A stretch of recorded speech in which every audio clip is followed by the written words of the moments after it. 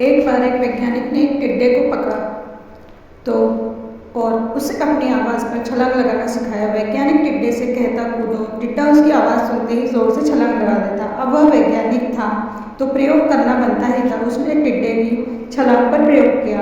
वैज्ञानिक ने उसकी एक टांग तोड़ दी और फिर बोला कूदो। अब टिड्डे की छलांग की दूरी कम हो गई। वैज्ञानिक ने उसकी दूसरी टांग तोड़ दी, फिर बोला कूदो। टिड्डे की छलांग और कम हो गई। अब तोड़ी गई उसकी तीसरी टांग, फिर छलांग की दूरी और कम हो गई। एक एक करके बेचारे टिड्डे की सारी टांगें तोड़ दी गई। अब आखिरी टांग टूटने पर जब उससे कहा गया कूदो तो वह हिल भी नहीं पाया।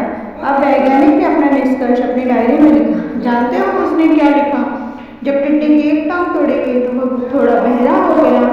जब उसकी दूसरी टांग तोड़ी गई तो वो और बहरा हो गया। हर टांग टूटने के साथ वो और बहरा होता चला गया।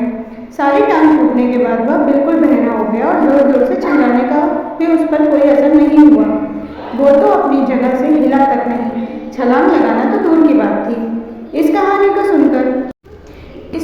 सुनकर सभी को ऐसा लग रहा है ना कि क्या वह मूर्ख वैज्ञानिक था, इतनी सीधी सी बातों से समझ नहीं आई। या कुछ लोग ये भी सोच रहे होंगे कि ये तो किसी बच्चे को भी पता होगा कि टिड्डे की छलांग उसकी टांग टूटने की वजह से कम होती जा रही थी, ना कि वो बहरा हो गया था। दोस्तों, हम सभी के जीवन में कई बार ऐसे ही पल आते हैं और हम ऐसे ही मूर्ख बन जाते हैं। कई बार जीवन में दो घटनाएं एक साथ ऐसी घटती है कि उनका एक दूसरे से कोई संबंध होता ही नहीं है, फिर भी ऐसा लगता है कि गहरा संबंध है। कभी कभी दिखता कुछ और है लेकिन समझ में कुछ और आता है और वास्तव में कुछ और होता है। इसीलिए अगर पछताना नहीं है तो जीवन में जल्दबाजी में कोई निर्णय ना लें। हमेशा समझ बूझ का इस्तेमाल करें, सावधानी बरतें, नतीजे सोच विचार कर ही निकालें।